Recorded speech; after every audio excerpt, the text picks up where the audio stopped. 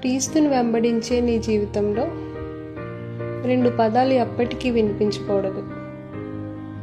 అవేంటంటే అదృష్టం, luck, coincident, అనుకోకుండా జరగడం. ఎందుకంటే మన దేవుడు సర్వాధికారి, సర్వోన్నతుడు. నీ తల్లి గర్భంలో నిన్ను రూపించక ముందే ఆయన నిన్ను ఎరిగి ఉన్నాడు. నీ హృదయంలో ఆలోచన పుట్టకముందే అది ఆయనకు తెలుసు. కాబట్టి దేవుడు నీ జీవితం పట్ల ఒక ప్రణాళిక కలిగి ఉన్నాడు. ఏ ఉద్దేశం లేకుండా నిన్ను ఆయన సృష్టించలేదు. నీ జీవితంలో జరిగే ప్రతి విషయం ఆయనకు తెలుసు. నీ జీవితం గురించి, నీ మంచి గురించి ఆయన కంటే ఎక్కువగా నువ్వు కూడా ఆలోచించలేవు.